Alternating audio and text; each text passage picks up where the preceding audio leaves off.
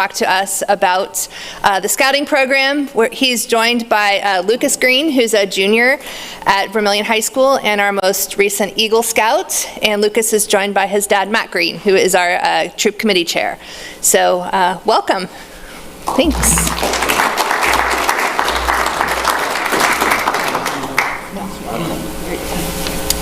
Thought I should ask if I had anything on my face. Okay, where do I access the... Okay, there we go. Okay, so are there any people in the audience who have past affiliations with the troop? I know Matt. Excellent. All right. It's a family audience. Okay, so I thought, though, some people might not be familiar with scouting, and so I thought the briefest of history, a little background. In 1908, Lord Robert Baden-Powell published a book in England called Scouting for Boys. This was based on his experience as a scout in the British Army in Africa, and it was the beginning of the international scouting movement. So by 1910, it had spread all over the world, including in America when Boy Scouts of America was founded in 1910. So, Troop 66 here in Vermillion was founded, I believe, in 1929, chartered by the United Church of Christ on Main Street there.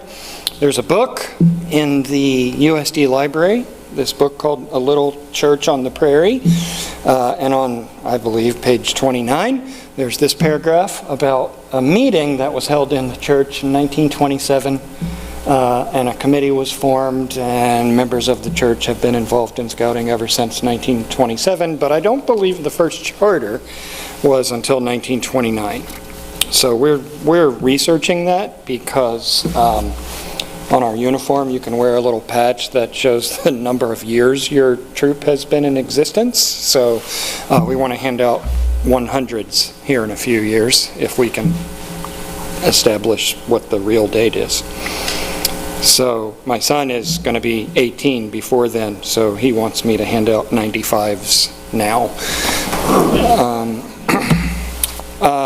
So I thought I would just talk a little bit about what scouting's all about, and I'll do this as quickly as I can because the fun part is hearing about what Lucas did for his project. So the mission of scouting is to prepare young people to make ethical and moral choices over their lifetimes by instilling in them the values of the Scout Oath and the Scout Law. You'll notice it says young people. Even from the beginning, it didn't say boys. It didn't specify that, even though the word boy was in the name of the organization. I find that interesting, given what happens later in my story. So if we focus just on that first part, the mission of the Boy Scouts of America is to prepare young people to make ethical and moral choices over their lifetimes. How do we do that? We're guided by what we call the aims of scouting and the methods of scouting. Some of you, that may be familiar. So let's just talk about that, the aims.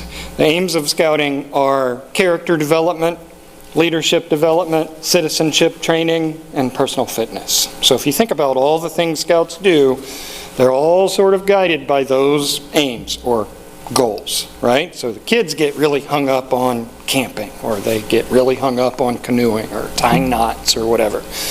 And I have to remind them that the real aims are these things, right? Those other things are just how we get them there. Does that make sense, right? So these are the aims. And then the methods are the scouting ideals. So that's the Scout Law, the Scout Oath, the Scout slogan, the Scout motto, right? So we have these ideals that they memorize and we talk about incessantly. What do those promises that you make mean? Does that sound familiar, Lucas, from your Eagle Scout ceremony, talking about promises, right? What do they mean to you? How do you live them out in your life? So we present them with these ideals that can guide them for the rest of their lives, right? Whenever I talk to my Scoutmaster from a number of years ago, that's what he talks about. The Scout Oath and the Scout Law, right? So the patrol method, this is what Baden-Powell got from his military experience, right? So dividing a troop into patrols. Each patrol has a youth member who's a leader, and they lead themselves, right? We guide them, but the idea is that they learn how to be leaders by leading, right? So advancement, so those are ranks. and the merit badges everybody is aware of, right? Adult association, so that means they're meeting people who we hope are good role models, right, Matt? And we send them out to work with people in the community to earn their merit badges, right? So the idea is you learn how to interact with adults who aren't your mom and dad, right? So you go out into the community and learn how to make appointments and learn how to have a meeting with somebody and learn how to not mumble when you're talking to grown-ups, right? So adult association who are good with adults who are good role models, right? Outdoor programs. So you can see this is all the outdoor stuff. That's everybody's favorite part. Is only 1/8 of the method, right? So camping, canoeing, hiking, cooking outdoors, Dutch oven, cooking on a fire, etc. All that stuff. Tying knots, lashing bridges, whatever. Personal growth. That's what it sounds like. Leadership development. You'll notice appears as one of the aims and as one of the methods, so it's super important. And then the uniform. So uniformity is not about conformity and suppressing people's individuality the way some people sometimes say. It's about showing you're belonging to something larger than yourself, right? So we are part of a unit, right? We all wear the same uniform, but if you look closely, different kids, I shouldn't say kids, different scouts have earned different ranks, they hold different leadership positions, etc., right? So those are the methods. Now, moving on, the first one, scouting ideals. I'll spend a little bit of time on that. I'm always struck when I'm here about the way that the four-way test reminds me of the Scout Law and the Scout Oath, right? It's very similar to the Girl Scout Oath. It's very similar to what you recite at 4-H meetings every week, right? I told Melissa that I might say basically all of these ideals boil down to don't be a blank. I'm not going to say it, but, be a nice person. Let's put it that way.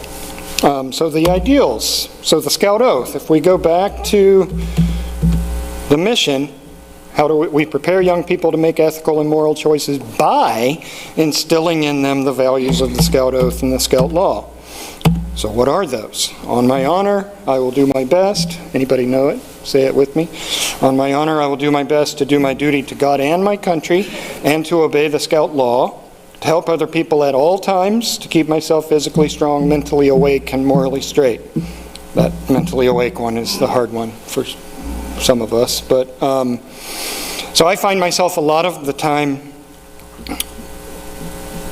if I need to discipline scouts, I will ask them, what part of the Scout Oath were you just enacting by doing what you did, right? And a lot of times they'll look up at me, none of it. And I'm like, okay, so let's think about that more as we go forward, right? And then the Scout Law, somebody, who was it, came up to me before the meeting and recited this to me.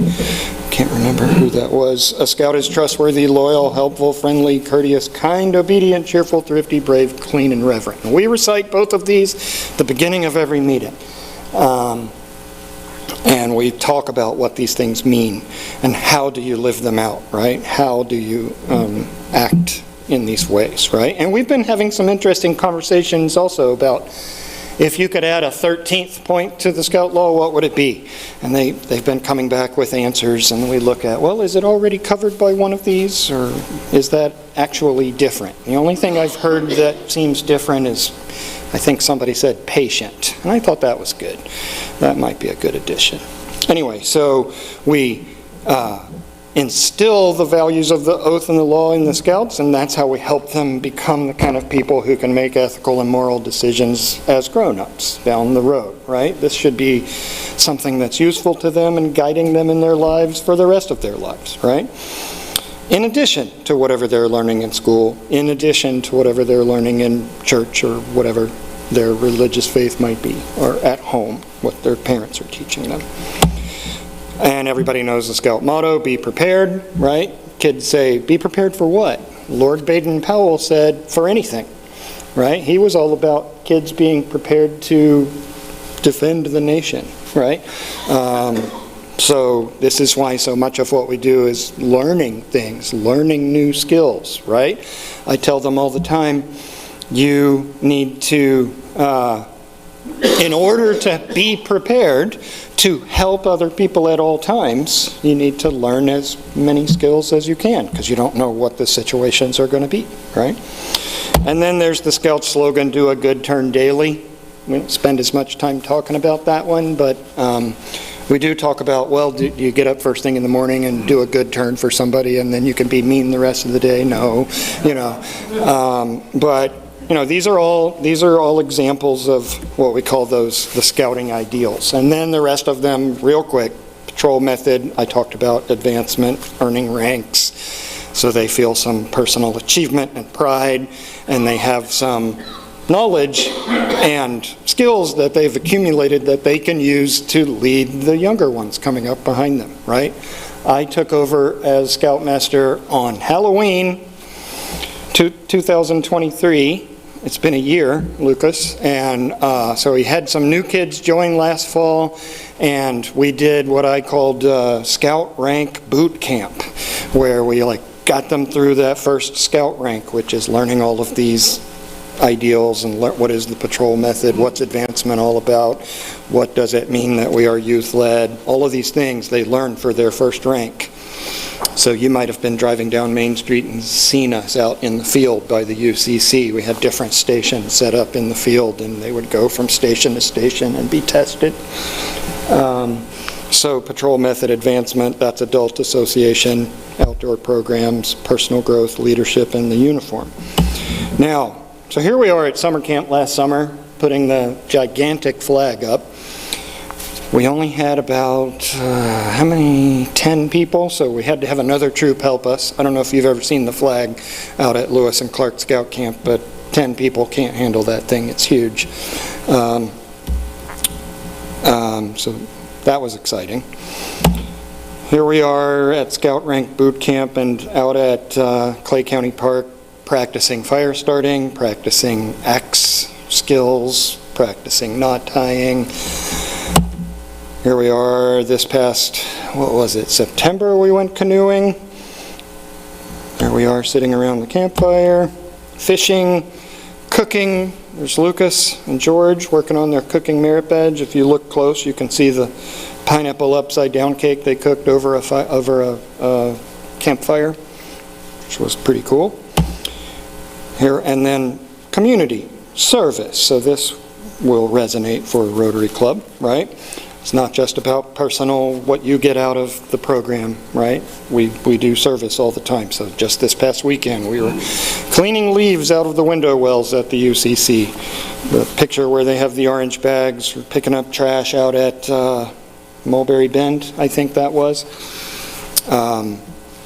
We presented the colors before the demolition derby at the county fair, and we pick up trash at every campsite we go to, whether it's our trash or not, right? So we're trying to, and they get, as Matt knows, Matt used to be our advancement chair, they get requirements marked off for doing service projects, right? But that doesn't mean they stop coming to work at the service projects, right? So the idea is we're instilling, just like Rotary does, a service ethic into them, right?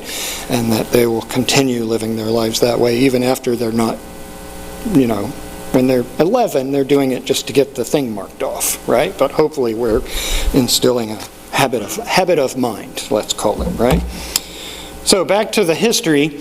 In 2019, the organization rebranded itself as Scouts BSA, which I thought was silly because everybody knows the BSA, the B in BSA stands for boys, right? So they did this rebrand when we began allowing girls to join the organization.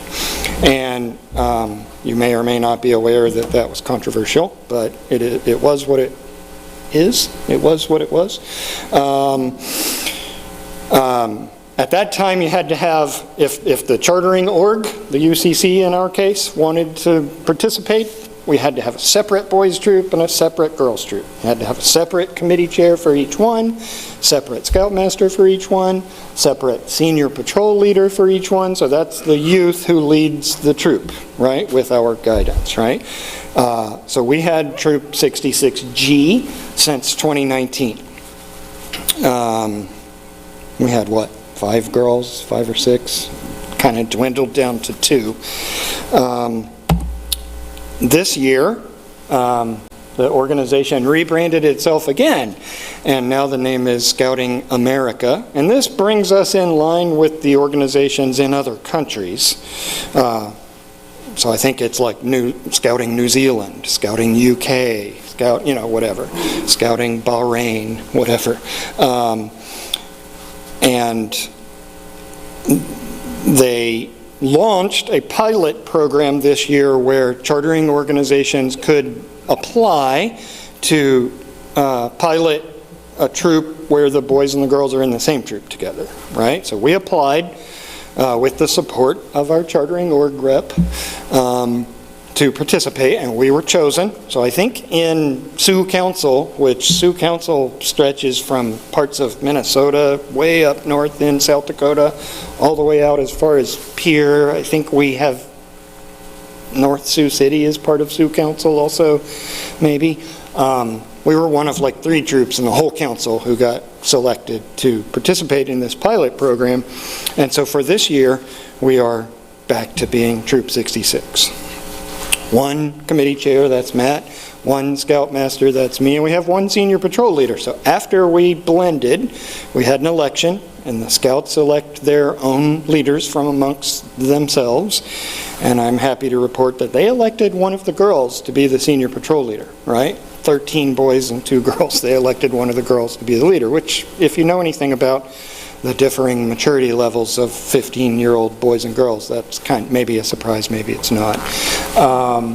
So anyway, and we've been having a good year, I think, right? Kids are showing up to meetings, showing up in uniform, they're doing their homework if we give them homework, they're studying, they're, making progress. Every week I update them, you're 76% of the way to your next rank, because we have obviously a piece of software that tells you that, tells you exactly what you've got left to do. And there's the troop at our most recent Court of Honor. So twice a year we have a Court of Honor where we present the Scouts with merit badges and new badges of rank that they have earned since the last Court of Honor. It's the boys and girls together. It's been going well. So that's that. I wanted to bring everybody up to speed. I'm happy to be invited. Scouting in Vermillion is healthy. This past fall, after a while with no Cub Scouts in Vermillion, I helped to get a new Cub Scout pack started, which is also being chartered by the UCC. So now we have Pack 66, and those kids can progress through Cub Scouting and join the troop, right? Because that's where new Scouts come from. Part of our issue is growing. So we've done presentations at the elementary school and the middle school recently, and the person doing the presentation was mobbed by kids who were interested, boys and girls, all the way up through, what does middle school go through? 8th grade.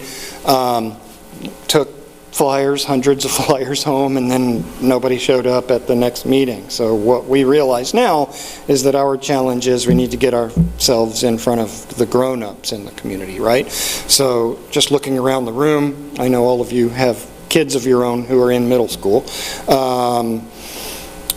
That didn't land the way I thought it would. So maybe you have grandkids who are in middle school. So we need you guys to sort of talk that up at Sunday dinner or wherever, right? Based on the things I talked about today, it's a good program, and we would like to, this hasn't been the case in recent years, we would like to sort of be involved in our community a little more. So you might have seen us marching with the VFW and the Legion in the Dakota Days Parade, handing out little flags to the kids.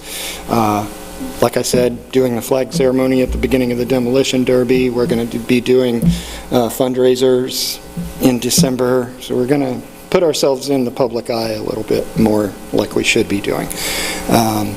So with that being said, we'll move on to, I'll introduce Lucas. So Lucas I've known since I first moved to Vermillion in 2018, and he and my son were in the Cub Scout pack, the old Cub Scout pack at St. Agnes. That at that time was sponsored by the VFW, and they crossed over into the Scout troop together, and so I had the privilege, after I became Scoutmaster, of sort of escorting Lucas through those final steps and helping him achieve the highest rank in Scouting, which is Eagle, and help him with his project. And it was a joy to go out to the cemetery and be a part of the crowd and have him tell me what to do. So that was pretty cool. So I'm going to let him come up here and talk to you about his project and what we did. So come on up, Lucas.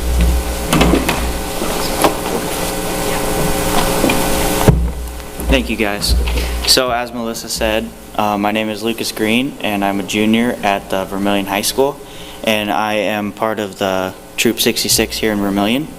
So my Eagle project was to repair veteran headstones at the local cemetery, the Bluffview Cemetery. And so how this started was, one day we go out for Memorial Day and we help put out flags for the veterans that have passed, and we seen that some of the headstones needed some attention. So we went out and we talked to the president of the cemetery. His name is Van Larson, and he said this was a great idea. We went out and we marked 24 headstones that we thought needed to be repaired or cleaned. So my original idea was to fix headstones that had been vandalized, that have been broken.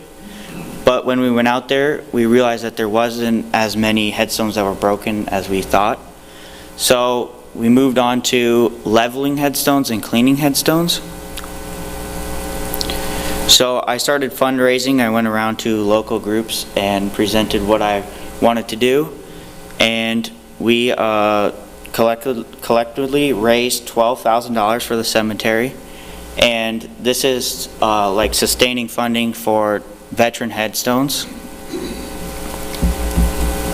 So the first time we went out there, we fixed headstones. My dad and I, we went out by ourselves, and we fixed 8 headstones that had been broken from people vandalizing them.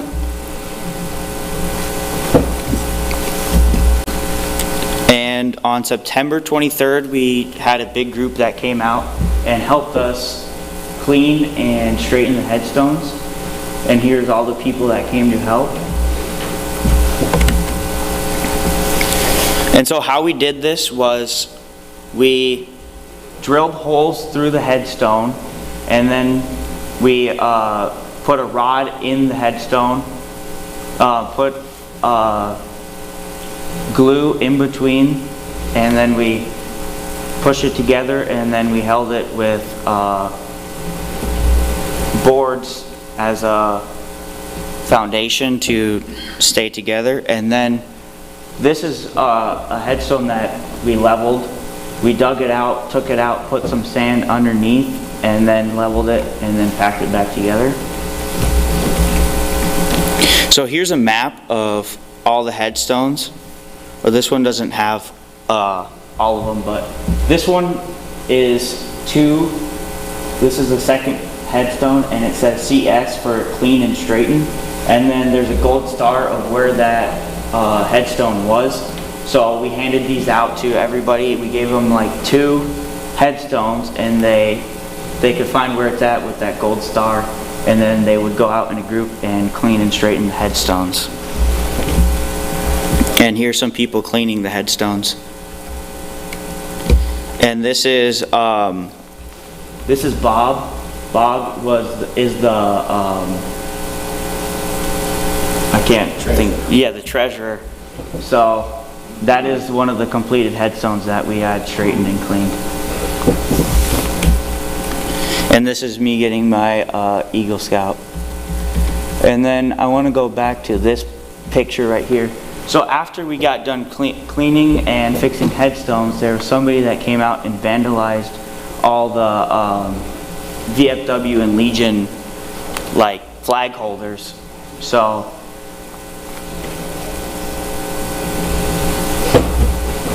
that's about all.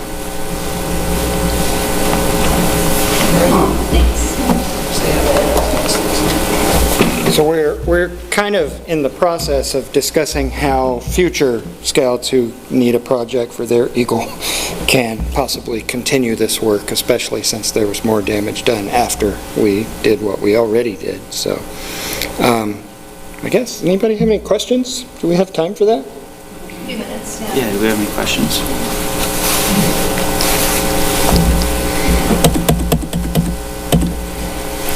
This was a big night. Yeah, go ahead.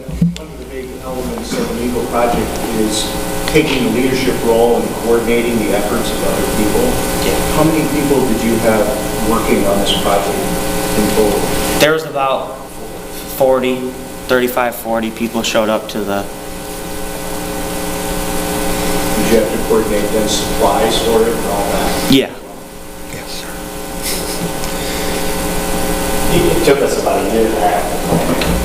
Lucas did his Eagle project, completed when he was 15 years old, which is an amazing feat.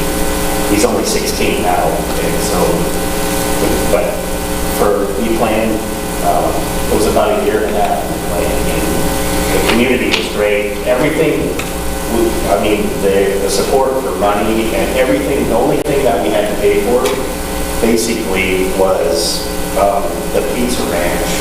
We provided a meal that day, and they gave us a huge discount on pizzas. But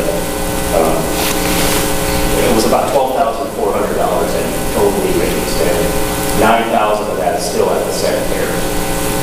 So for like sustainability, what he said, and that's what he was showing me that picture is we're looking for another scout to continue to put those markers back, because they don't have any maps where they came from, and they were banned, and we've straightened them, but we need to figure out a plan to put the flag holders back. I know it takes a while to develop Eagle Scout. Do you have other people who are prepared to make that big step? We have 3 that could finish. We have 2 that will be 18, and one in less than a year and the other in a little over a year, so we're pushing them. And then another that year and a half. So yeah, I've got a chart of how many months each one of them has until they hit 18, so I'm sort of trying to help them develop plans for what do you have to do, sort of like creating a syllabus for a class, right? So like what task has to come first, and then what does that lead to, and what do you got to do before you can do that, and you know. So yeah, like Matt said, it's a lot of planning. I just have to say it was very gratifying to be out there at the cemetery that day and to just be one of the workers, and to see Lucas, who, like I said, when I met him was, I wish I had brought that picture. Little kid, right? And then he was standing up on the porch of everybody knows the little chapel out at the cemetery, standing up on the porch, telling everybody what to do. He had the maps he was talking about, and he made the teams and told people where to go and what to do, and he circulated while we were doing it, and supervised and answered questions and helped, and it was, program works. It's cool to see these kids become adults who are able to accomplish things on their own. And weather-wise, it was a horrible day. Yeah, we had to. Rain, and we had a plan, and we didn't have a backup plan. And I had people calling me, and I said, we're going to do it, and we did. It poured down rain. Nobody complained. It was a great day. Volunteers, the community was wonderful. Okay, thank you guys.